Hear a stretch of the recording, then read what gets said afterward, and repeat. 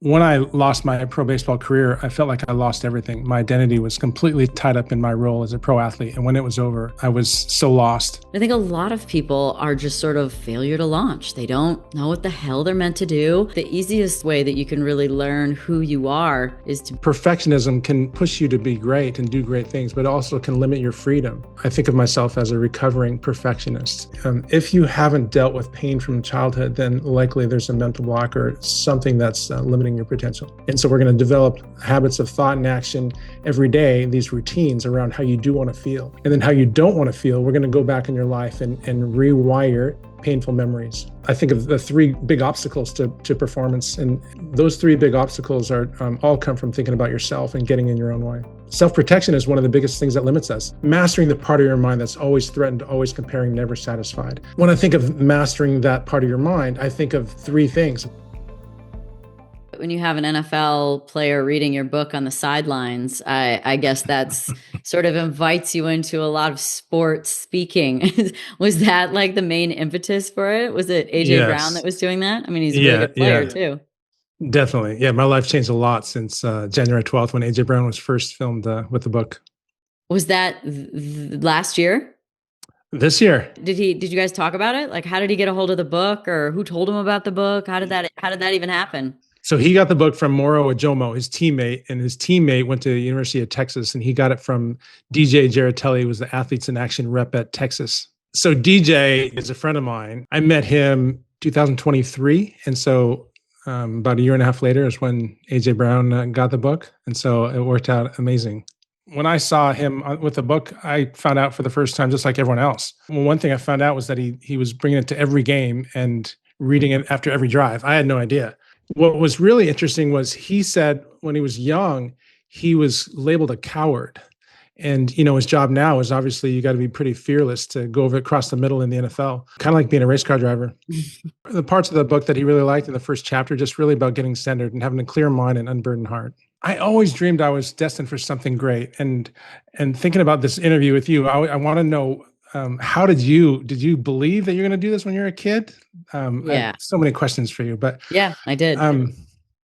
you did. Like, how can you get that belief? Like, I did don't you? know. It's a very fascinating question, and I love to philosophize, and I love to get curious about the nature of our reality and whether or not, is there a pathway laid out for all of us? Did I tap into the timeline and know it was coming? Is it because I believed so much that it happened, or is it because it's going to happen that I believe it will? Like I don't know, because there are obviously, people that dream up crazy things and have faith and belief in crazy things, and then so many times it happens. I think it's fascinating. I don't know. What do you think? There's this energy that I think you were able to tap into that I think the best performers can tap into, where they're completely selfless and therefore fearless, no concern for self. And, I think as a race car driver, there has to be some element of that, I imagine, at least to be a superstar. I also wanted to know about leading 19 laps at the for the Indy 500 and being pole position at the Daytona 500. Like, what were you thinking and feeling? Oh, this is my interview. No, I'm flattered. I mean, it's all valuable. I guess, I mean, in those spaces and states, you have to expect those things. Those have to be the expectation level. They have to be, you have to believe they're possible. So, leading felt like justified for the speed of the car and where it should be. Qualifying quickest at Daytona was the car that it was fast enough to do that. That's what needs to happen. When I finally won in Japan, I was relieved because that should be happening. So it's like I'm all about setting your expectation, your goals so far out there that if you fall short, it's still fantastic. One of the things that I read about in the book is that a basketball player, say they have a one-on-one with 1 second left, down by one, you got to make the first one to make to have a second shot. Is there's nervousness, but then there's nervousness that it's you that could miss. Nervousness is one thing, and nervousness I think is important for high performance. But the part that it's me that's going to miss, that's what holds most people back. And it sounds like that wasn't something that really held you back. I mean, I didn't want to let the potential of the car down. So I knew it was fast enough and I didn't want to screw that up. Perhaps that was some of the fear, because if someone were to ask me like what are you scared of? I'd be like failing. And people can work out all kinds of through different mechanisms. But for me, I was afraid to fail. I didn't want to do that. I have to ask about the 2.5 years in the desert. That's wild. Like, what did that really mean? What did that really look like? You knew you were destined for something more, and wherever you were at wasn't going to put you there. Is that the case, Right. or was it that you didn't know what exactly it was that you were destined for yet? I was a professional baseball player and I got injured. I played for 5 years. And when I lost my pro baseball career, I felt like I lost everything. My identity was completely tied up in my role as a pro athlete. And when it was over, I was so lost. And then driving a truck for FedEx downtown Seattle. After baseball. Yeah. Oh, Yeah. that was It was humbling, I'm sure. It was, yeah, it was hard. And then just trying to figure out what to do with my life. And then one day my girlfriend was just like, "What are you doing with your life?" And I was in my 30s and I was like, yeah, just really felt like I was spinning my wheels. And like I always thought I was destined to just do something great. I get a call from a teammate in pro baseball, Ricky Scruggs, and said, "Can you come down to Tucson and help me launch this baseball academy?" The timing was just perfect. I felt like, okay, I'm going to go to the desert and give away over half my possessions. I'm going to live a life of solitude until I figure out what to do with my life. And if I stay behind in Vancouver, BC, where I was living, everybody knows me as my past. And I'm sure I felt like they would say, "Why would you change anything? Your life's great." And it was, I mean, it was a good life. I was a personal trainer. I enjoyed it, but I also felt like I was destined for more. And so I didn't want anyone to think of me as my past. That's why I had to go be alone.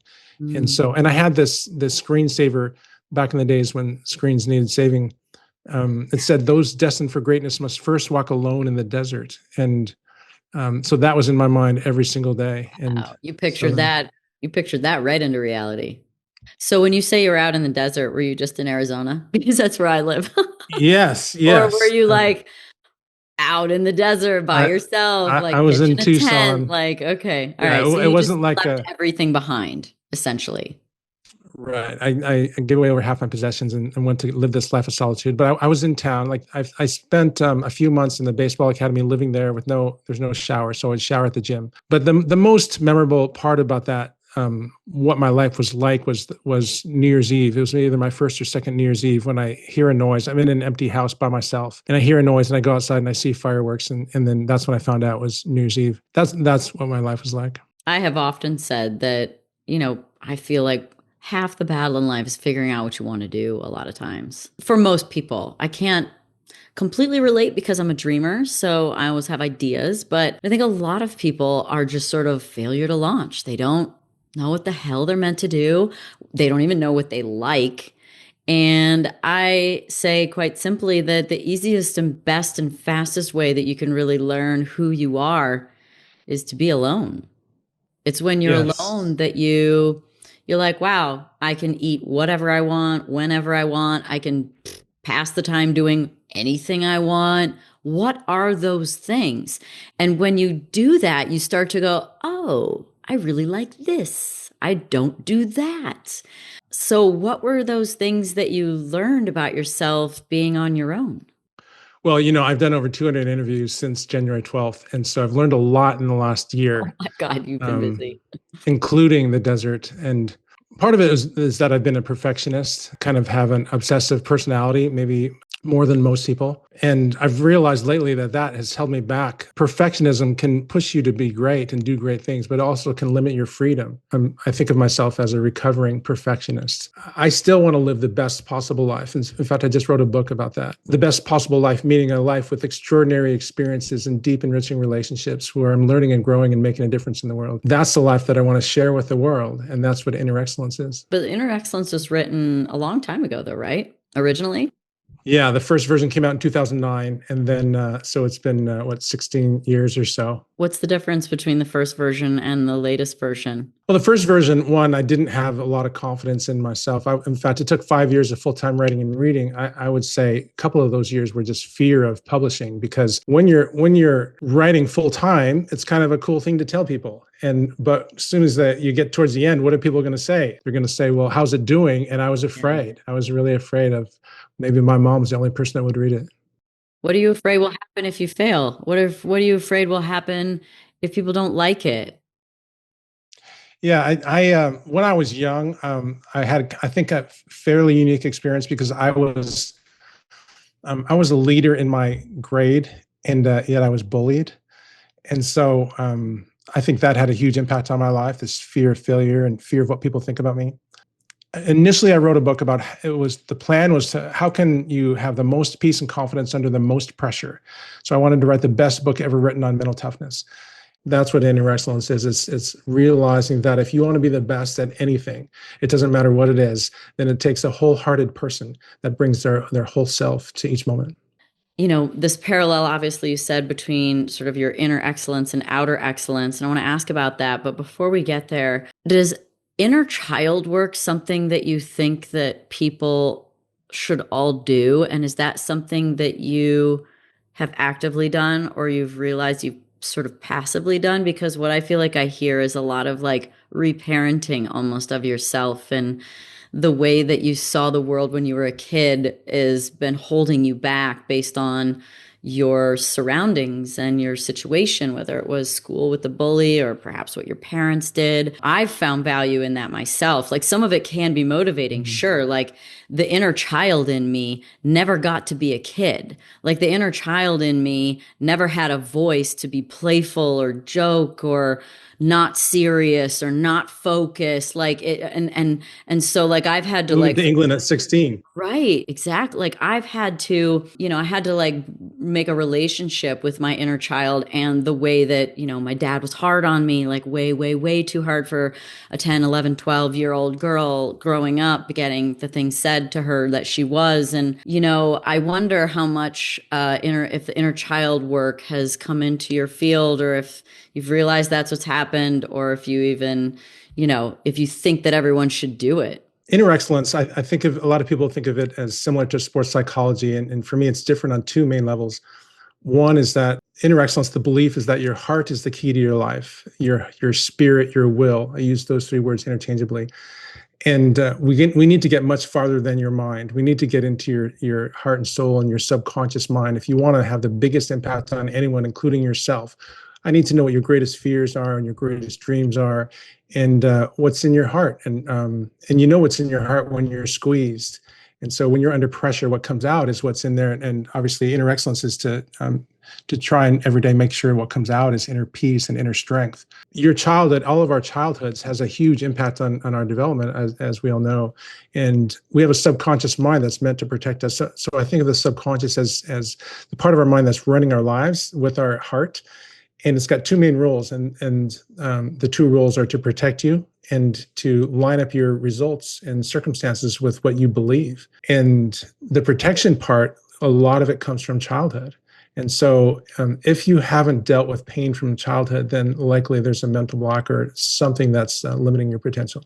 I'm saying this for all of us. Are you someone, because I feel like there's kind of two camps of people with self-development and awareness and healing. And that's like, there's one idea that you go into the pain, you remember it, you either reprogram it or you make peace with it, or you start to understand how the pattern unravels in your life. And the only way to the other side is through. That's kind of like the way to look at it or think about it. And then the other being that you need to be above the old feeling. Like you need to elevate your emotions and change the way you think to be beyond that state. Like you just need to go and be in a different state. What do you think?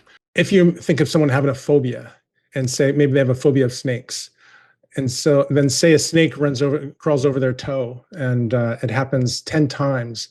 How many times out of 10 would they be afraid and panic? Would it be 5 out of 10? Like, what happened to the other 5? Oh, I forgot. That doesn't happen, right? It's 10 out of 10 every single time. And there's no conscious thinking about it. It's a subconscious reaction. And that's what we got to get to. We can't just use the conscious mind to think more positive or on a higher level, especially if it's something that was really painful, because the subconscious will lock it in. If you're 10 years old and something traumatic happened or you got really scared, it doesn't matter what happened. It matters how you felt. And if you felt really afraid or embarrassed in that moment, your subconscious is going to lock it in. And then you'll need to do subconscious work to really rewire it so it never comes back, which is possible. I think a lot of people don't know that's possible. Yeah. What does that look like? Well, what I learned is, you're probably familiar with Tony Robbins. So Tony Robbins got his start with neuro-linguistic programming, NLP. And that's what I studied. And so it really starts with clarifying how you want to feel and how you don't want to feel. So this is something I do with every client when we first start. And so we're going to develop habits of thought and action every day, these routines around how you do want to feel. And then how you don't want to feel, we're going to go back in your life and rewire painful memories. The rewiring of the painful memories, what's that process like for you? Yeah, so I would ask you, how don't you want to feel? And so you say afraid and stressed and lost and anxious. And then I would say, when's the last time you felt that? And maybe you say a month ago. And then I would ask you to focus on the feeling. Where do you feel it and what do you feel? And then ask your subconscious to remind you of another time you felt that. We go through your entire life. Oh, yeah. And it might take an hour and a half to go through your whole life. And we're looking for the strongest negative feelings you've had around anything like that, where you've ever felt lost, anxious, afraid, stressed, overwhelmed. And then we rewire it. So the first part of the rewiring is to put yourself in a different point of view. So anytime there's trauma, what happens is we play this tape in our mind, this from the same vantage point every single time. We see the person who, if there was an abuser or if there was some other people that are involved in the trauma, we see them from the same angle from our eyes. So the first thing we do is we see it from a different vantage point. We kind of get that ingrained a little bit more. So now we're taking the emotion out of it, and then we bring in good feelings. We wire in good feelings, and it's not something that we're just we're going by. We're not guessing. I'm asking you, when you first start, I say, what's the feeling out of 10 when you think about that memory right now? Put yourself in your shoes when you're 10 years old and you're in your first go-kart race and you slammed into the wall at 40 kilometers an hour. Mm-hmm. Is it scary right now? And then I say, tell me out of 10, what does it feel like? 10 is the worst.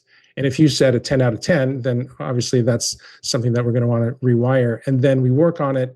And then I'm going to ask you, how's it feel now? And so we want to get it down to 0, 1, or 2. Is neuro-linguistic training incorporated into EMDR? Because this sounds so much like what I did with EMDR. Yeah, EMDR has a lot of similarities. And I love it. I tell everyone I love it. I think it's like time travel. So the one thing that I've heard too from different, because I've gone down the spiritual path for a while now, for like, a decade, along the way, I remember hearing somebody say first and worst, like go back to the first and worst, like what was the first and worst time? I would imagine that might be hard for some people to even access because it was so bad that they block it out. That's right. Yeah. So a lot of times people won't remember, trauma because they tried to block it out. And that's why we have to go through the process of tell me how you don't want to feel. We're going to go back through your life and they need to trust me. So obviously I have to get rapport with them. And then even though they don't need to explain what happened, I don't need to know the details, but obviously there still has to be a level of trust. What are some characteristics that you've found that are consistent across the board with, I guess let's just stick with athletes right now. Like, what do you see within them that makes them great? Yeah, I think one of the biggest ones is courage. So the 3 pillars of inner excellence is love, wisdom, and courage. I think the 3 most powerful things in the universe. And the thing that I found most common with the greatest performers is courage. And what I mean by courage is the willingness to fail, the willingness to be embarrassed, the willingness to just keep going and to look foolish. What doesn't matter. They have this resilience because they're willing to feel any feeling, especially. Okay, we're going back to the desert. We're going back because I feel like there had to have been some serious revelations, and we're going to talk about how that you realized that inner excellence was the same and was the paralleled, your outer presumed excellence on the outside. So what would you learn is the question, but maybe unlearn too. I think sometimes in our reality, we have been perpetuated by so many ideas and ways that, people should live their life and what great means and success and, all the happiness. But when you peel it all away, what is it that you peeled away that you didn't ever let back in again? So my life for the last 15, 20 years, I'm a performance coach. I get paid to help some of the best athletes in the world perform better. And so this is not a normal thing to say or think for a superstar athlete, that self-centeredness is my biggest challenge. And so it's a very countercultural way of thinking, but I think the most powerful system in the world. And it's really the understanding that the biggest challenge that you face, and like I was asking you earlier, is yourself. It's your own. I think of the 3 big obstacles to performance, and the 3 are overthinking and negative thinking or judgmental thinking. and self-consciousness, concern for what other people think. And Oh, yeah. those three big obstacles are all come from thinking about yourself and getting in your own way. It's so interesting that self-consciousness is like you in your own way because it's like you're worried about what they think, but in some way it's kind of it's your selfish self-sabotage. Oh yeah, yeah, for sure. And just think about like when you're at your best and one of your 250 or so races in NASCAR and IndyCar, were you concerned about yourself or what were you thinking about? I mean, I've never even been in a race car. No, it's a very the flow state. It's very, as a Buddhist monk told me one time, it's like my moving meditation because you're super present with stuff. And I felt like when I got in the car, I disappeared. So I felt nobody could see me. So like one time I remember Mm. getting out of the car and I was super pissed off and I like kicked this barrel that I thought was full of water and it was empty. And I was like, oh shit. And I went and picked it up and stood it back up. But you kind of like somehow feel invisible out there amongst a sea of other people. See, that's why I think it's powerful. That's the whole selfless is fearless idea is if you can completely get out of your concern for self, if there's no self-protection, no self-concern, which is kind of a weird thing to say, self-protection to a race car driver. But self-protection is one of the biggest things that limits us is I've got to protect. I got to be careful what I say and do, and people are going to judge me. So then what's the role of the ego? Because that feels a lot of ego in the way. There's also a way to work with it. And I believe that essentially at a really fucked up fundamental level, it like the ego is trying to protect you. It's just trying to protect you against the first and worst, right? All of those original rooted traumas that happen that hurt you deeply and that you are patterned to be protected against. So, what is the role of the ego and how do you work with it? So it definitely depends on how you define ego. So I define ego as the part of your mind that's always threatened, always comparing, and never satisfied. And so we all have part of our mind that is like that because our greatest need is for love and our Yeah. greatest fear is rejection. And so the ego says, if you win this race, if you do really well with the car you're given, then you're going to get that love that you want. But if you don't do really well with the car you're given, then you're going to get the opposite of what you want, which is rejection. And it's the same for all of us. And so there's this real fear that I'm going to miss out on what I want most, even though it's not a conscious thought, which is it was to be loved and accepted. And I'm going to get it if I'm successful, which I talk about in the books as the acronym PALMS: possessions, achievements, looks, money, and status. If I get those things, then I've got a real chance to be loved. But if I don't, then I'm going to get rejected. I put a real positive spin on the ego right there. But it's never going away, right? Or do you believe that you can eliminate the ego? Well, the way I think about it, Danica, when I think of inner excellence, I think about self-mastery. And when I think about self-mastery, I think about mastering the ego. Or I can say, like, even if we don't use that word, because people have different definitions for it, mastering the part of your mind that's always threatened, always comparing, never satisfied. Mm. When I think of mastering that part of your mind, I think of three things: being unembarrassable and unoffendable and unirritatable. And so that's how I think about the ego. I have never really given a shit what anyone thinks. Like, I feel like that's been a gift. I have no idea why. I guess, my upbringing for sure, maybe to some degree, but let's face it, like I was a girl in a guy's sport. You know what I mean? Like there would have been a million reasons and fairly justified why I could feel like I cared what people thought because I was so different. Well, you're also a cheerleader. And so that's a very popular thing to do. Right, right. Why do people end up in one or the other of like not caring what people think? Because I really, really, for the most part, don't I do on a human level, sure. Yeah. But most of the time that is wrapped around my effort. And so I've always said that if you just put in the right amount of effort and you just try, nothing that anyone could say can hurt your feelings. Because then you just say you hate yourself. And like nobody really hates themselves. They hate all the interference that happens, and I always thought it was because if you didn't try hard enough, and somebody said something, then yeah, it's going to hurt because you kind of know you did it. You did it to yourself. But if you've tried hard, that's why I always say, like, just put in the full effort. And that way, what anyone says, it just rolls off because you're not going to hate yourself. You're going to go, I did everything I could. So That's that was my experience. But why do people not care what anyone thinks, and why are there people that do care what people think? Well, I think for everybody, it's the same. We all have a deep need for love. And so everyone has this deep need and a fear of not being loved. The question is, how good are you at being present in the moment and not being attached to the fear of not being loved, and based on how you perform? And I think this is probably one of the greatest gifts that you had as far as performance goes, was you're able to be present because you weren't afraid of what people thought. Because I mean, just think about leaving, the US and going to England as a 16-year-old, dropping out of high school. Like, for a lot of kids, that'd be really, really scary. And the biggest part of it would be social, emotional. And yet you seem to thrive. I believe that everything is up for debate and evolution within my own experiences and information that comes in over time. But, the position right now that I have is that perception is reality.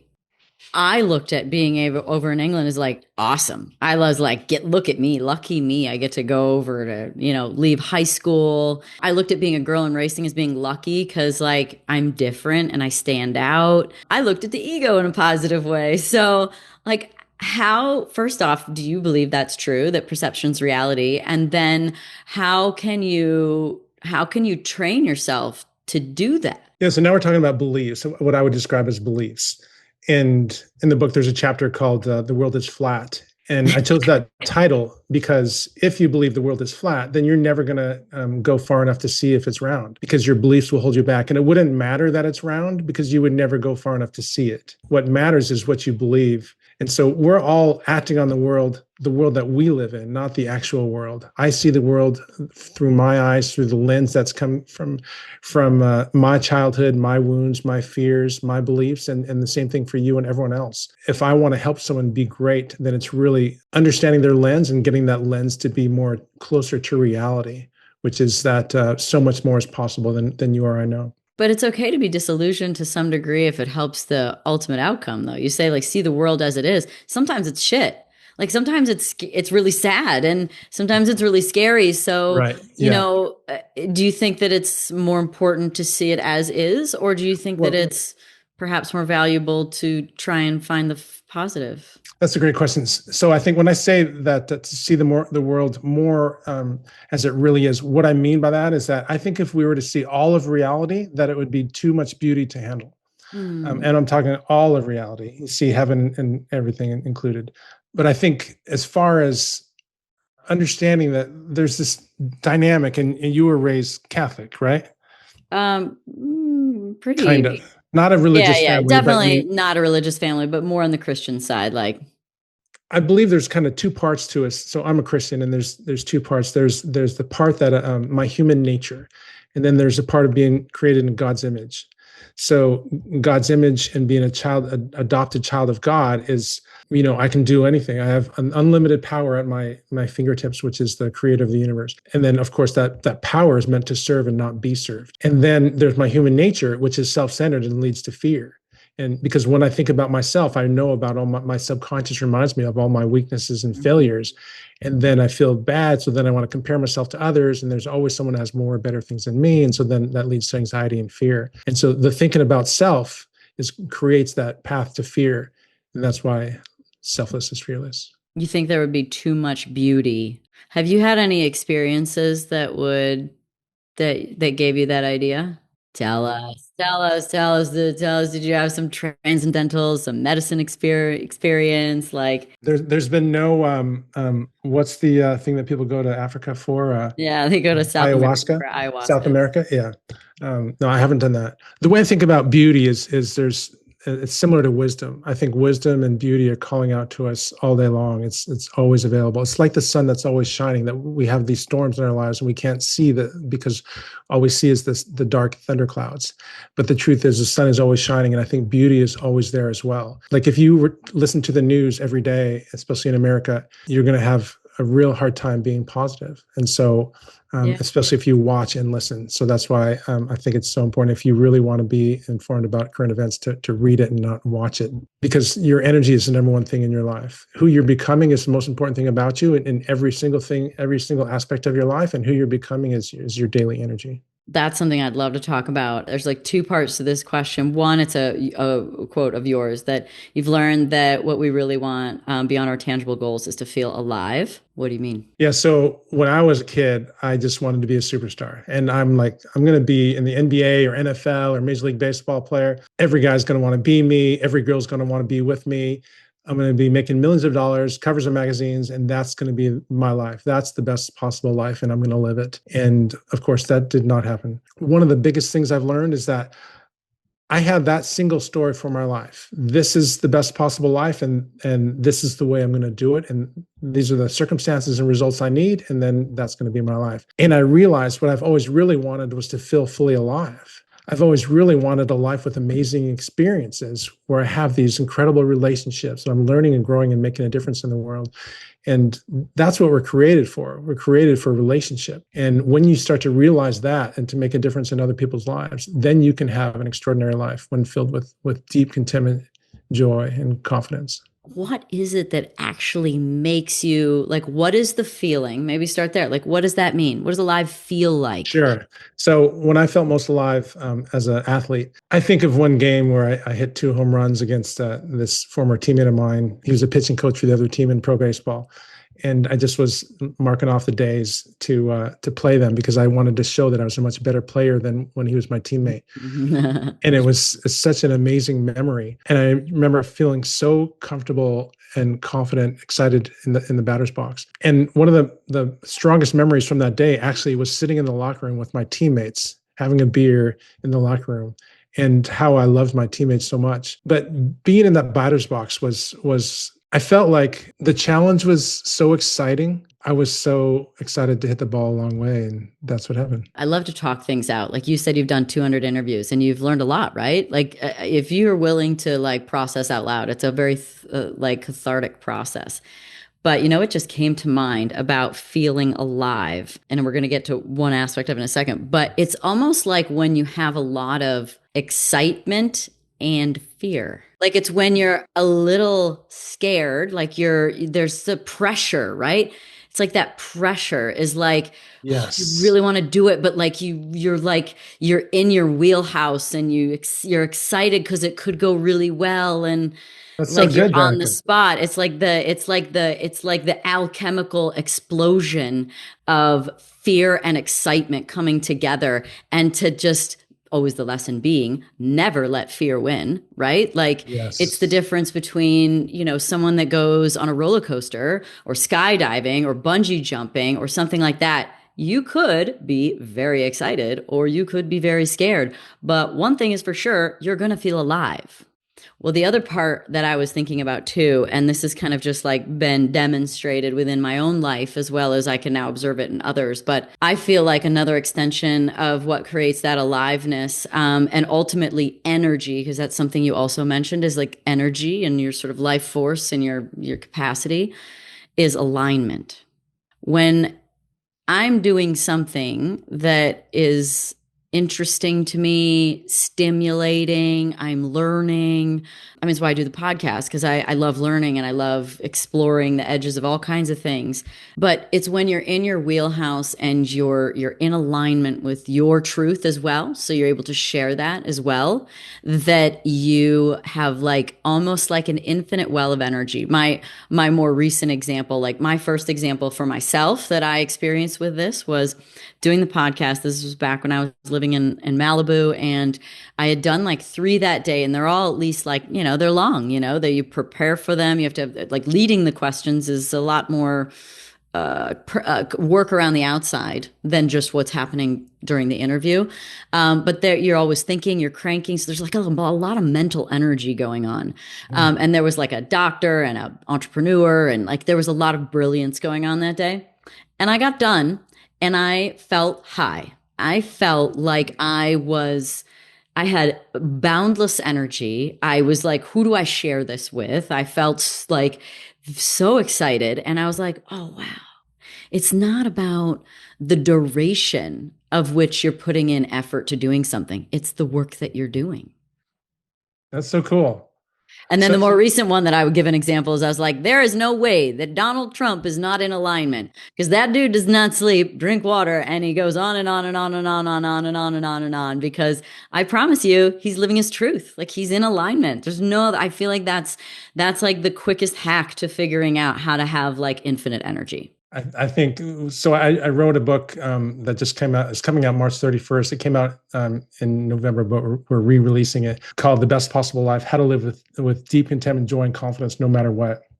It's about being your true self in alignment. So I went on this retreat. Have you ever heard of Wim Hof? He's Yeah. the Iceman. Talk to him. Yeah. Yeah. Yeah, he's amazing. So I went on this Wim Hof retreat with his senior trainer. It was, I had a fear of a cold before I went, and I wanted to face my fears and also learn about the mind and mental toughness. And he's really powerful with that. And I mean, so, you can change biology with the mind. So yeah, I get it. yeah, for sure. So with the Wim Hof retreat, we went to central Norway in the winter, and we got into a frozen creek, had about 5-6 inches of ice in it, Oh, that in our sounds awful. swimsuits. And yeah, it was really scary. I'd never done it before. But during that retreat, there's so many of us were saying, I love you, that phrase, that 3 words, I love you. And more than I'd ever heard it from, especially in a secular setting. Was that And asked of you to say, or was that something that just came out of you when you guys were doing it? well, everybody was saying it. And I was just like, wow, Naturally. this is, and so I believe what happened was, as I kind of interpreted it, was we had all overcome our biggest fears, and Oh. or at least as big a fear as we'd ever overcome before. And so when fear is gone, what's left is love. And so that's, to me, what feeling alive is like. Feeling alive is really about doing something that's exhilarating, fun, and is in truth. I think your truth is the most. Why do so many people have such a hard time with their truth? Because I've always said, man, if you are just trying, like, and you see this with the youth the worst, like they're just trying to be like someone, they're like trying to be like, Kim Kardashian, or they're trying to be like, Dua Lipa, or God no, whoever. Like, and they're not bad. They're just extremely successful human beings, but like they're trying to look like them, act like them. And I always say, you are always going to be a bad like copy. You're never going to be better than the original. And in that, you also are not memorable. And I think that that's because you are not you. Like your signature essence and how that comes out of you when you are in your truth is always memorable. It'll always be memorable because it's palpable. Like there's Yeah. a frequency to it that is so much higher and more powerful that that you're memorable. And if you try and be like anyone else, you're just not memorable. Because you're Yeah. essentially you're not there. In a way, you're not there. So I'd like to talk about that for a second. That's really interesting. So your truth, and I think that's something that's so important for people to understand. Well, what is my truth? Yeah. And in our culture today, there's a lot of a very common line of thinking is that what I feel is my truth. And so if I feel strongly about it, that's my truth. Mm. The problem with that is that what if you feel strongly about taking illegal drugs? Or if you feel strongly about having that third piece of cake? Or Yeah. I've felt strongly about a lot of things that were not good for me at all. Sure. And so this is why Inner Excellence focuses on the heart, the deepest part of you. The heart needs training. And it's got feelings, and some of those feelings, if you follow your feelings, it's going to lead you to a path of destruction. And so, because everything you've always wanted has always been good for you, I know for me, it definitely hasn't. No. And so we need to train our hearts, and part of that is to deprive the appetites, and in order to cultivate the spiritual life. How does that feel? Like, because I mean, like we're trying to get people to help them understand how they can get to more of that. So if it's in the heart, I'm thinking about that too, and I'm thinking about like truth, and I would say it's whatever gives you energy. That's what I usually say to people is like whatever gives you energy is meant for you. Saying what you said, I mean, someone could have energy to go do drugs or whatever the Yeah. thing is. Like I can party all night. Right. So we want to be careful about Can't make it that. to work, so that must not be meant for me. Yeah, it's like you do have to get into the nuances of it a little bit. And I guess probably part of me is like use some practicality. Like obviously those things are probably not good for you, but what are some other ways if somebody's willing to use their discipline to realize that what gives you energy is good for you? What else? Like how do you end up finding those things other than just by like happenstance or good luck or, Yeah. It's a great a question. situation opening it up for you to figure it out? Like how can we be active and in achieving that knowledge? So I believe the most powerful force in the universe is love, unconditional love. And so in the English, we only have one word for love. And so like I love sushi and Thai food and Texas barbecue and tacos. But what I'm talking about when I say love that we're created for, that our soul longs for, is unconditional sacrificial love. And that's where joy comes from. And that's joy is the foundational pillar for self-control and for the best possible life. And I define joy as a deep sense of well-being, freedom, and gratitude. It's an inner buoyancy and delight that comes from unconditional love. And if you learn how to walk in love, then you're not going to be in fear, because I think that we're all either walking in love or fear every moment of our life. If you're in self-protection or concern, for what's going to happen to me, which is the human default, now we're moving towards fear. But if we're going through our day and thinking about how you can serve and walking in love, then joy is always possible. Well, they say that while I believe love is obviously extremely powerful, and I think that's wrapped up in this word, but that those experiments done in the Faraday cage with authenticity, and that they were wondering what was this frequency that was being emitted that was, I was thought, I heard a wild number, but I can't remember what that is. It's like 10 times stronger. I thought it was like 4,000, but that's not right. It's extremely potent compared to love when it comes to the frequency emitted by the body. And that is when someone was authentic. And I think if you're truly authentic, then you're willing to sacrifice yourself for others and connect deeply with, because if we're created for relationship, what I think we are, then love has this sense of passion to it. And passion literally means to sacrifice and to suffer. Really? And so if you're willing to suffer for anything, then you can be great at it and have some joy. That's the definition of passion. I guess I didn't really know that. There's just something you really like doing a lot, but there's an implied definition. The definition says what? You saw a movie called The Passion of the Christ, right? Yeah. And Yeah. so it's the suffering of the Christ. What are your passions right now? Well, I want to live fully and love greatly and share that with the world. But is there pain in that?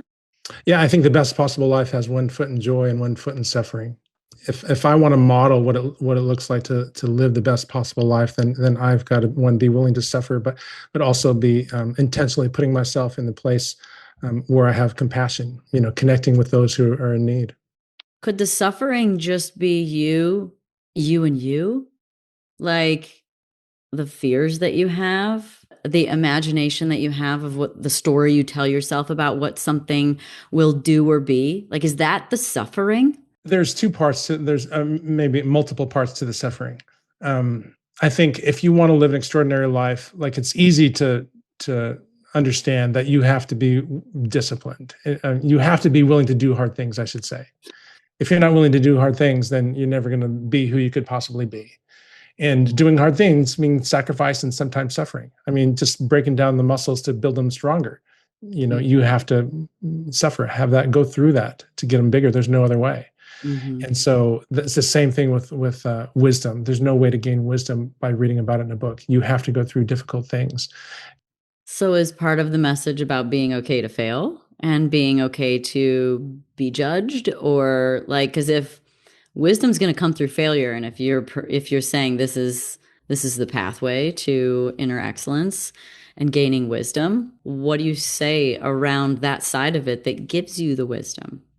I think you have to be really clear and understand what is failure. Make sure you redefine failure to make sure it's something that you understand and think is important to pursue. Most people, like in Western culture, failure is to not not achieve those five things: possessions, achievements, looks, money, and status, the palms that I mentioned earlier. That's what it looks like in Western culture. And so with Inner Excellence, we redefine failure and we redefine success rather. And so with Inner Excellence, it's the number one goal every day is to learn and grow, especially in love, wisdom, and courage. But that can be a little bit hard to define for some people. But we have 4 daily goals. And that first goal is to give the best you got every day. The second one is to be present, because there's no fear in the present moment. And fear is generally it's a self-centered future thing. What will happen to me? And 3 is to be grateful, because gratitude and like I mentioned earlier, beauty and inner peace, inner strength, mental toughness are all connected. And then the 4th one is to focus on your routines and only what you can control. So these are our 4 daily goals to help us make sure that we define success as something that's empowering. Do you like, it makes me wonder, like, what are the quickest hacks to like altering your mood?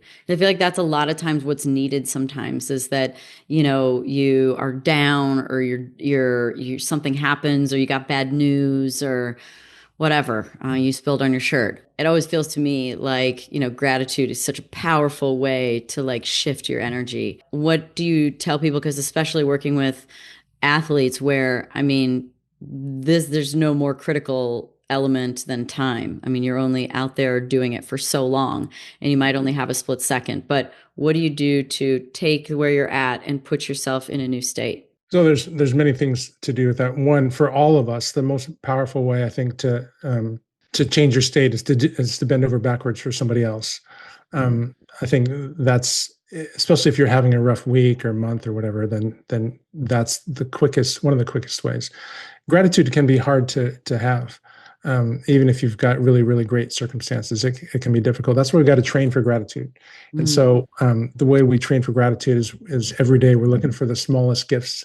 And I think we're given gifts all day long. And so at the end of the day, going through your day and remembering the gifts that you're given to you, and ideally sharing the 3 grateful moments of the day with a partner.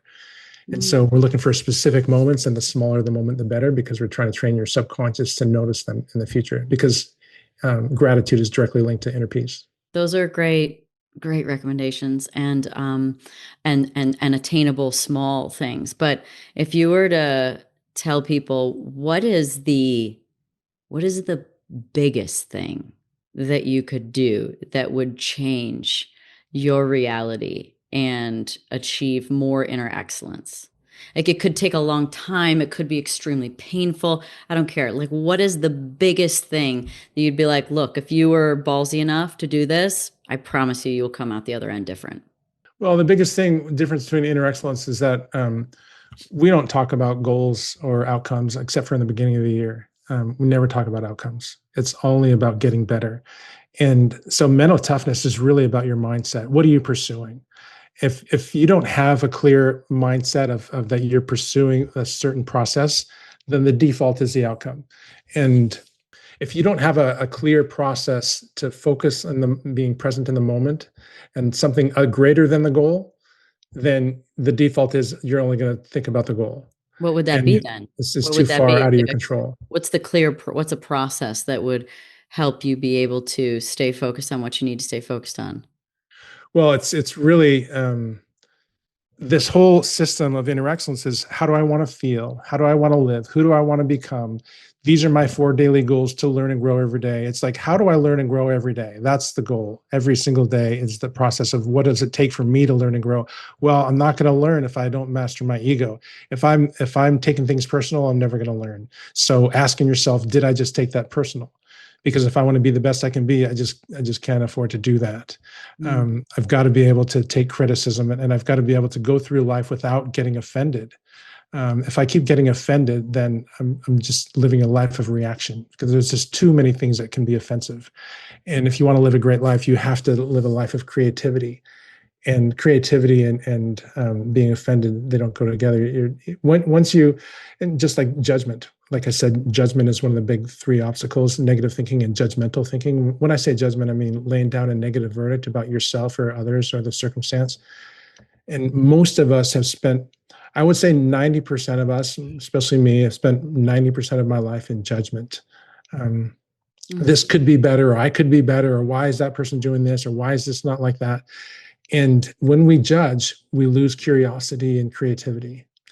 And inner excellence has 5 skills, and one of those is adaptability. You need to be, if you want to be great, you have to be able to adapt, constantly adapt. And you're only going to be able to adapt if you're not judging. Mm. I love this idea that creativity plays into it so big, because creativity is essentially kind of like doing something new a lot of times. Like, oh, I came up with this. Like, oh, and it's brand new. Like, it's not approved, right? Like, it's not like, oh, this is the way I've just recreated that thing and everybody thinks this is great or beautiful or whatever the thing is. That inherently creativity, I wonder if there's like a regular practice that, of being creative. Like, it could literally be like drawing a picture or something, because it gets you out of the way of judging yourself for, it could be like, oh, come up with an idea for dinner tonight. Like, it could be simple. Like, all these things are essentially creative because you're coming up with it. And that, yeah, creativity is maybe a hack to stop judging so much, because, yeah, you start to own your own imagination. I mean, that's such a big thing, is to your life unfolds largely according to your imagination. And so, because your imagination, your beliefs are feelings, and feelings and imagination are tightly woven. And so, learning how to imagine anything's possible, and getting to the point where you have a clear mind and unburdened heart, so you can imagine in your spare moments that anything is possible, and what that would look like if it was. I mean, that's what I try to help people do. I think that you're doing obviously a great job if you've got, players reading your book during the game. So, and also just, you the example of it, and sharing your experiences and inspiring these young, ambitious human beings that are able to achieve great things. But so much of the time, the mind gets in the way, and the stories that we tell ourselves get in the way. The self-sabotage that is on the other side of that, I think, a lot of times. And the surrender, not the good surrender, the giving up one. What about dreaming? Let's wrap up with this one idea, because I feel like, at least what I've done is because I just dream so big, like as big as humanly possible. Like, when I was a kid, I, wanted to win the Indy 500 and meet Leonardo DiCaprio and, do all the, like, I wanted to marry my boyfriend. Like, I had all these like ideas, but I've always kind of been a dreamer, and that's fed into all the other businesses that I've started too. So, I know that you try not to set goals, but I challenge you in asking the question of the value of dreaming. Well, first of all, I do set goals.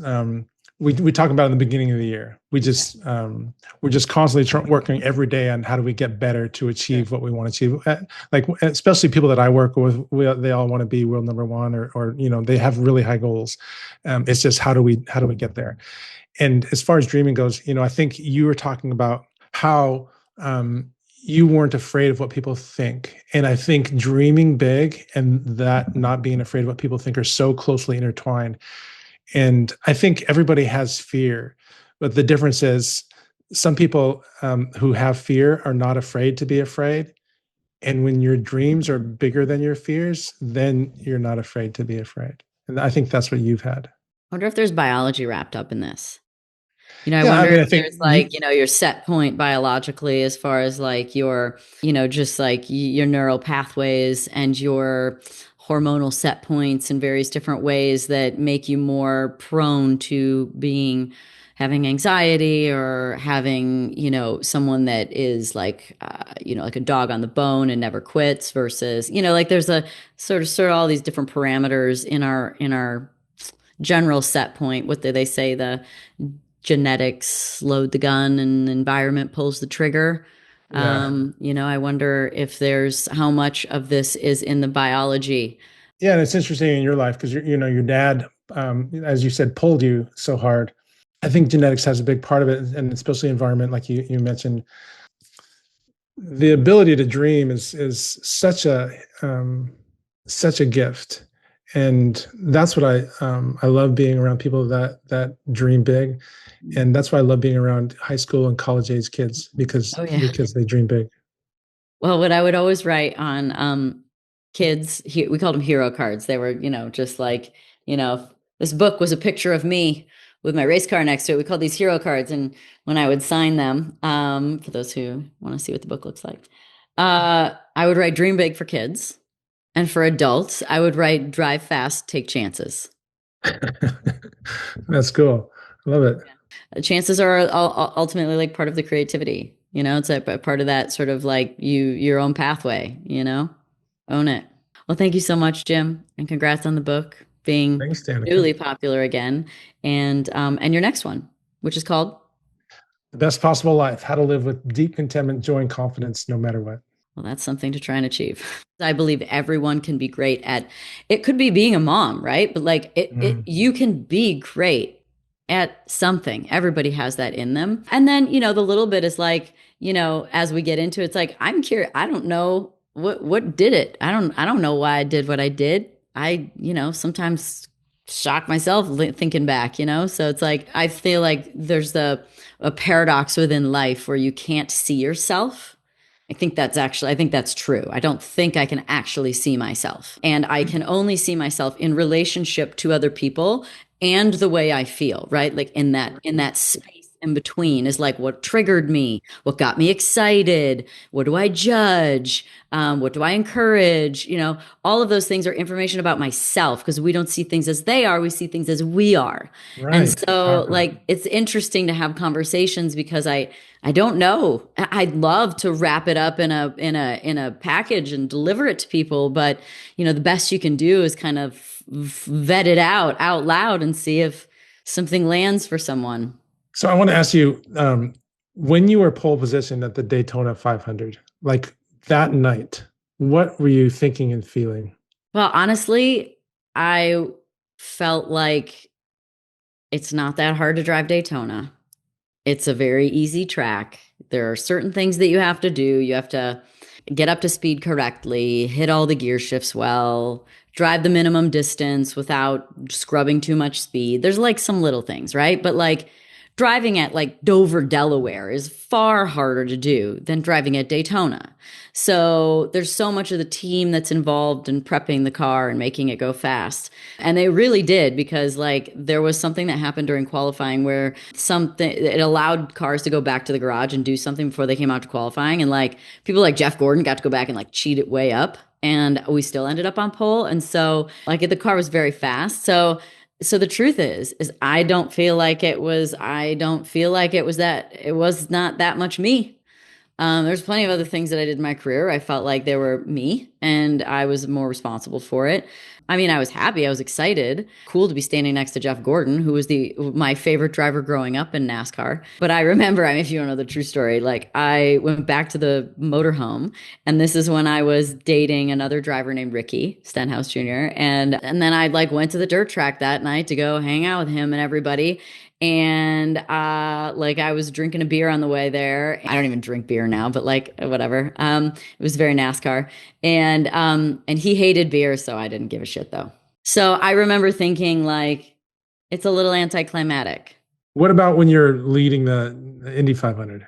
Oh yeah. Well, then 12 that's minutes.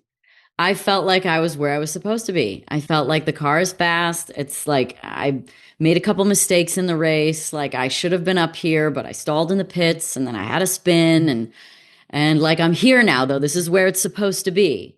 And That's so cool.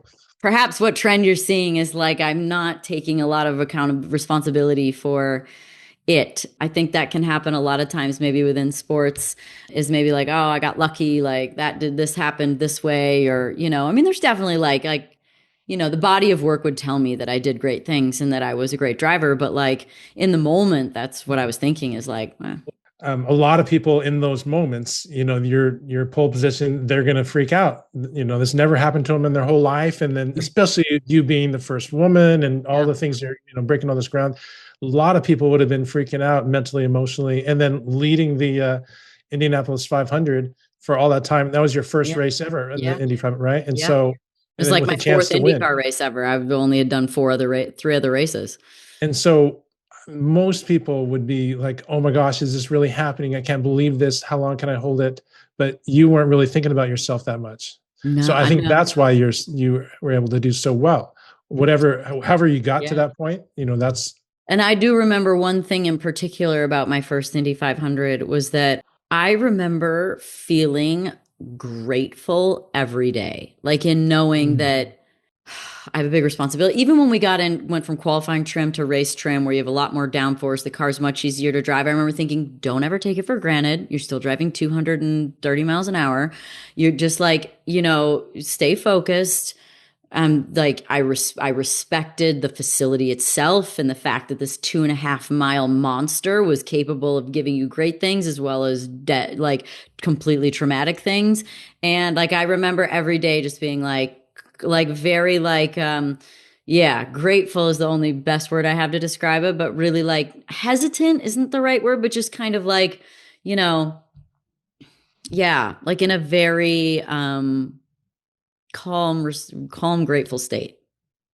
Like I wasn't like going in there and be like, this shit's easy. Oh my Hmm. God. Like Indy 500 is easy. What are you guys talking about? Why can't you go flat around here? Like I was like, holy shit, this is really cool. And I'm grateful. And the car is very fast. And I just need to be calm and hit my marks and stay focused. And like there was like a reverence is another word, like a I was just going to reverence and say that word. respect.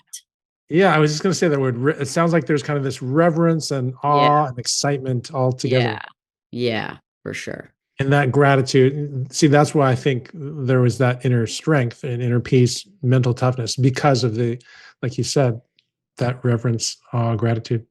Thought that about my win in Japan too. Like, again, I was like grateful for my team and the strategy and how that all ended up for me. And a lot of times it happens with MVP, right? They're like, it wasn't just me, it was the team. And, Right. right? It wasn't like, yeah, I'm fucking awesome. Yeah, you all suck compared to me. Like, no one says that. They're not even thinking that. I'm grateful that I had a team to support me and, be there for me and I could lean on and, allowed me to be able to do my thing. And, yeah, right. I mean, that's probably pretty common you see with MVP. I guess that's what I've seen in MVP speeches. And you were asking me about self awareness in the last 200 interviews. One thing that I've kind of is this feeling that if I can take myself completely out of it, then I can do anything. Like, as far as if I think I'm the one doing it, then it would be really stressful and scary. But I Well, don't, I don't think of it as me doing it. okay, that's actually a really cool, deep, and esoteric way of looking at operating in life because it's coming through you, right? Is that Yeah. what you mean? Right. Yeah. This I'm is just a a messenger. higher power. Like I am the conduit. I am the meat That's right. suit I am the frequency based meat suit that this information comes through. And I just got to get out of the way. And it's funny because this morning I was at the gym and I went to a book launch on Saturday night for Aaron Siri. He's a lawyer. He's RFK's lawyer, but he also wrote a book called Vaccines, Amen. And he has gone to bat for rights, people's, human rights for your body and like what these companies are able to do. They asked me if I would do a little quick soundbite about Aaron and any stories I have or how I feel. And so anyway, I just go up there and do it. And it's whatever. I've done that a million times. It's not complicated or hard. But what I told my friend, because Dusty, she's like, it's so crazy that you can just go up there and like grab the mic and just do it. And I was like, well, the best thing that you can actually do is to not, you have like an idea, you're like, okay, I need to like I knew I wanted to start off by saying he's really brave and he's has a lot of passion and a wild amount of intelligence clearly to be able to go to bat for people in law, like in the court of law. And then I just riffed on the rest and I was like, so there's like an idea, but it's better to not have it all planned out because otherwise it doesn't come from the heart and it's not said in a human cadence. It's like, oh, and then I felt really good about like Right. no one's Yeah. listening anymore because Right. it's like there's no heart in it. And so she's like, it's crazy. You can just go do that. And I was like, oh, well, it's just got to come through you. I was like, it's just got to come from your heart and like be real for you. And like, it's better to not know. So like, usually when I do interviews, like people are like, they're like, oh, do you want to know the questions? I'm like, no, I don't want to know the questions. I want to tell you what happens immediately when I hear the question and what comes top of mind for me. Truth to athletes as well as very high performance in any aspect of life is that I think there's a lot of things that are just coming through you. Like it's a flow state maybe or whatever you want to call it. And I think that in that space we actually have infinite potential. It's just how often can you access that state? That's the same thing that John Bon Jovi said. Like, he's just a conduit. He feels so alive, but he's just a conduit. He's not the one actually doing it.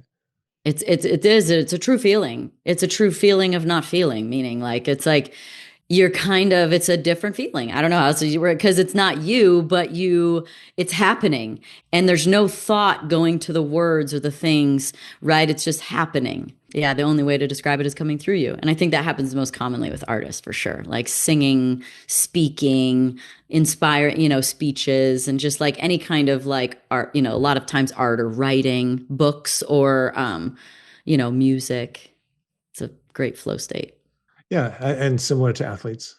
Yeah, exactly. Yeah, exactly.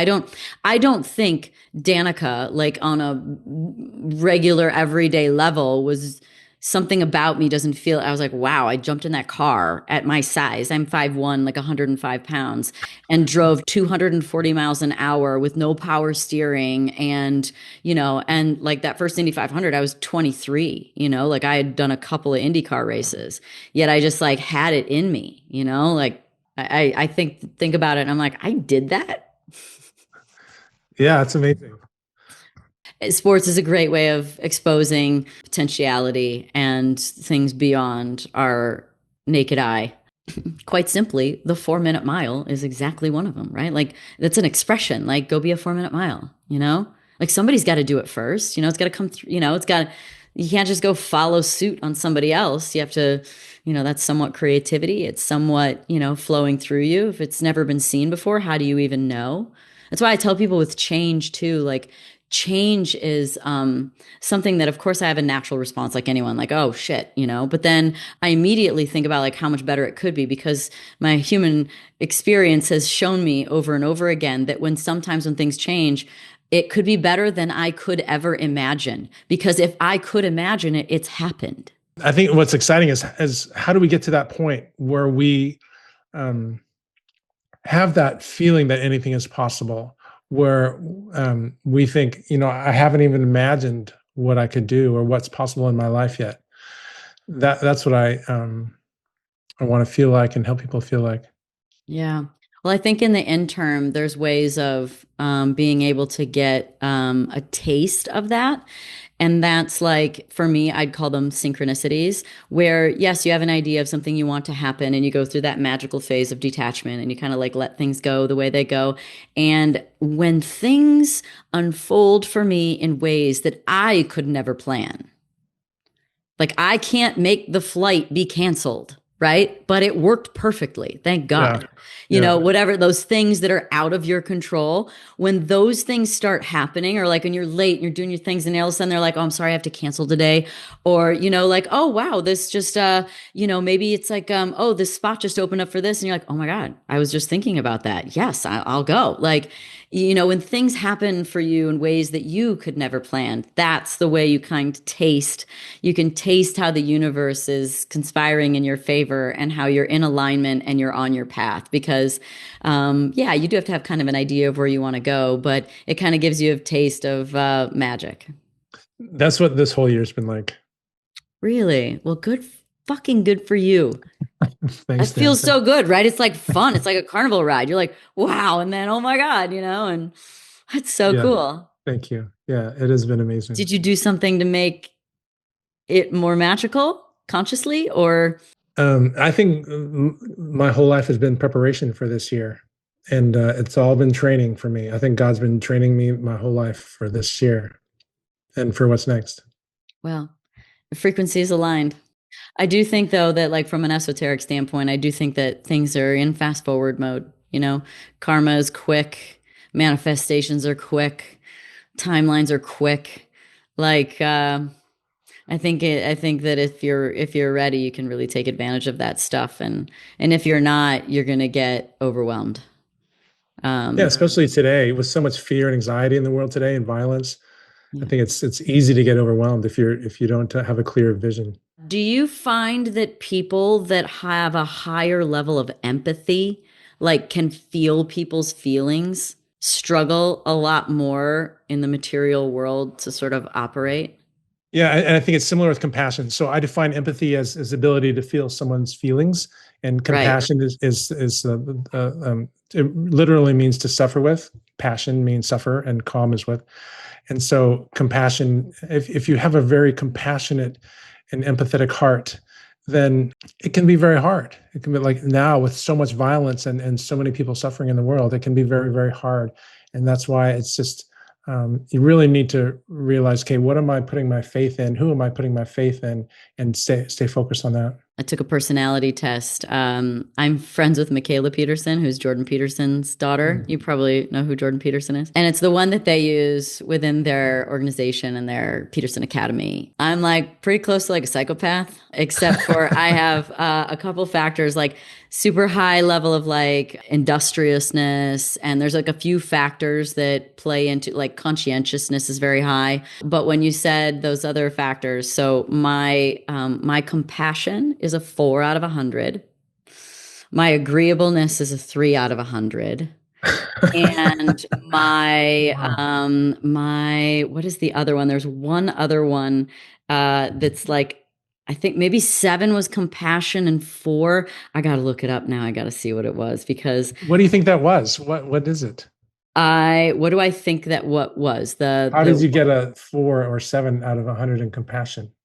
I don't feel your feelings. And I found that to be hard in relationships, more intimate relationships, to be closer because that's kind of how people relate. Like I feel for animals, you know, like I can cry for a dog that's dying, but the people is a different, you know, thing for me. So I just don't well, I also don't feel like I'm doing something to be bad, mean to that. Like I'm not, I don't think I've done something to feel bad about the way they feel, you know? And I will say too, I kind of like stab with truth, but it's like love. Like I only want the best for you. And my communication is so direct. And part of it is because I see it so easily. It's so obvious to me that there's no way I'm telling you this for the first time. And so I sometimes that gets in the way too. But I want the best for you and your outcome and your reality that I will say anything. That's interesting. So love and compassion are so often so closely linked, but I think it seems like in this case, there can be this love, which is wanting the best for somebody, or at least an example of it, but not having that part where you're concerned about their reaction. Well, that's the problem with my politeness being a 7 out of 100. That's what it is. Politeness is a 7 out of 100. Compassion's a 4 out of 100. Agreeableness is a 3 out of 100. But my conscientiousness is an 87. Industriousness is a 98, which are people that are like, it says, likely to be successful in school, administrative, managerial. They live to work and they always have to be doing something useful. They don't like to sit around, extremely dutiful. They never put things off. And then my orderliness, that's pretty medium. My extroversion, I had no idea, is a 97. Wow. And I didn't think it would be that high because I generally feel like I always get energy alone. So I've always said I'm an introvert. You don't know that, but I am. Like I love my alone time. But then they told me it's because my agreeableness is so low and then my intelligence is a 97 out of 100 that I don't agree and I'm smart, so people just annoy me. That's so interesting that And my conscience is so high. assertiveness is a 99 out of 100. So, you know. And my neuroticism, 11 out of 100. And my withdrawal is a 3 out of 100. So like, I'm just kind of one of those follow through people, you know? Anyway, it's a fascinating, like, I'm just curious, like it might be interesting cause like you lean into your strengths. Like I know that these aren't my strengths, but if I lean into these other ones, then I can do great things, you know? Like, I don't know. Personality tests are interesting to me. Yeah, I think they can be very helpful. That's cool. Thanks for sharing. Oh, yeah. I think it's called Understanding Yourself is the name of it. But I wish I had a little bit more compassion, maybe. But I just think that feeling other people's feelings is overwhelming. And when you're young and you don't understand what that is, you can't tell if that's your fear and anxiety and stress or someone else's. And learning the nuanced difference between your own home energy and the field around you is something almost no one learns. And if you do, it takes time to really learn it. And I feel like that is one of the factors I've noticed about people that tend to worry a lot and have more anxiety is they feel other people's feelings. And that's overwhelming. That's overwhelming. Yeah, for sure. I think a lot of high achievers are um, probably lower on the empathy. Have you ever heard of the S stellate ganglion block, SGB? No. It's a shot that goes into the neck, and it's just an injection, but what it does is it where they put it in the spinal cord or the spine or the neck is that it turns off the hormonal loop that happens when you get anxiety. So it's like you're like, "Oh, oops, there's a snake." And then you're like, okay, but you don't have like the, oh my God, the snake's gonna get, oh my God, I gotta run. Like you don't get the like physiological, biological cascade Yeah. effect of the anxiety turning into the hormonal loop that throws you into a spiral. And I just talked to someone the other night that's had it before, and she said, they keep doing it until you when you come out you notice, meaning like when they've done it they ask you like, okay, what does it look like, do you know, like she said, you'll notice that all the colors are brighter. You actually were living in a dull world, and when you get that shot it makes everything brighter. And she's like, and it's wild, she's like, it's so quiet. And she's like, some people it lasts just a little bit of time. Some people I've heard like, she's like, some people it doesn't last that long, but a lot of people it's like, I think that 6 months to a year. But she's like, for her, it was great. It lasted 4 years the first time. So she's done it a few Wow. times. But She yeah, talked you into doing it? I don't have that. I don't have So it's that. only if you have a lot of anxiety. If you're someone with like anxiety and depression and a spiraling Oh, sort I of see. like nature, Oh, which okay. I think kind of feeds off of that idea of anxiety, is you tend to spiral because, anxiety in the mind goes into the body and then becomes, essentially like there's a hormonal or like experience that happens, Yeah, for that sure. kind of gets you stuck. Well, I always think of anxiety as mine with too many thoughts from too many concerns.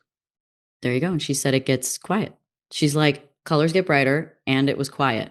Yeah, that's so cool. Do you notice many people that have anxiety, or it's probably not really like indicative of the nature of like the sphere of people that you're talking to? I think anxiety has gone up so much in the world, Yeah. in Western culture especially, but all over the world, especially since 2020. Yeah, I think it's like an epidemic. It's hard for me to relate to the whole like, and this is going to sound like a lack of compassion. And the truth is I do have a lack of compassion. Um, That's funny. But like the whole like, I can't get my shit together to go do my job, like, or my sport, or like that's hard for me because I'm a firsthand learner too. So like I don't know what that's like. And I'm not saying it doesn't exist, but where the hell did that come from? Well, I think social media has really created way more thoughts, just too much clutter. It's just the mind keep so much information coming at it, and the mind gets so cluttered. And like I said, anxiety is a mind with too many thoughts from too many concerns. And if your mind is cluttered, then anxiety is a likely outcome.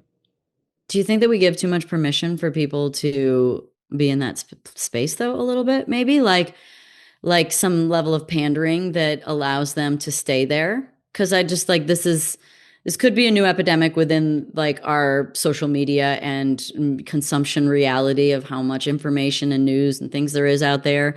But it also feels like, I mean, problems have always existed, you know?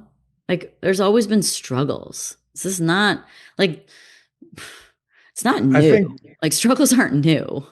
yeah, struggles aren't new. And also, we've never had this amount of information coming at us in history. Social media has never been at this level. And just look at the average time spent on the phone. It's like 5 years ago, it wasn't near this level, or 10 years ago, it wasn't near this level. And so that much information coming at you, and so much of it negative, and most of it comparing, that's would create anxiety in most people. I empathize with people that have kids, like my sister has 4 girls, and like her, like 11 years old, her oldest was like all of a sudden developed anxiety.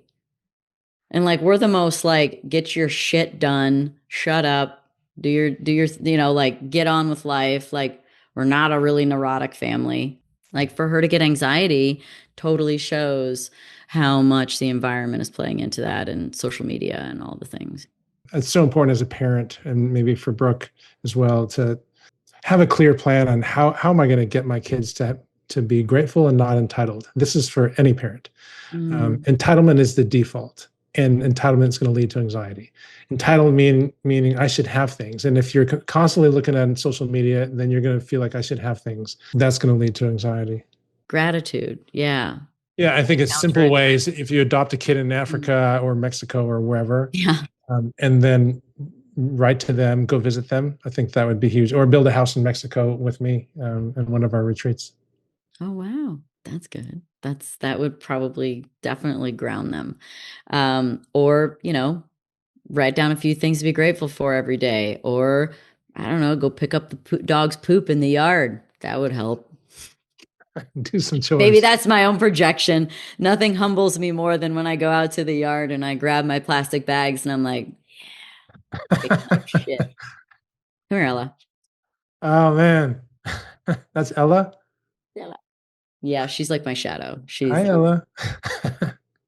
She's my shadow. So yeah, I love dogs. I have my empathy all goes for animals. I can cry watching like a stranger's dog die. I follow this one account on Instagram called the Dodo. And me too. It's my most commonly watched account. Oh yeah, like I've probably cried. This is not exact. I've probably cried at least 10 times, like watching a Dodo video, and so like, funny. and then I can only watch them because I know they're going to be okay. Well, and exactly. I watch it. Yeah. Otherwise, I won't. Like, I won't even watch sad dog movies where I know the dog dies. I won't. Can't walk. Can't. Won't. Don't. But the Dodo, they make it. But the amount of times I've cried, and then I watch it, and I'm like, oh, that's so good. All right, Jim. Thank you so much. That was fun. Thanks, Danica. Thanks, everybody, for listening to the Pretty Intense podcast today. I hope you enjoyed it. If you like what you heard today and you want to hear more, please click on the subscribe button.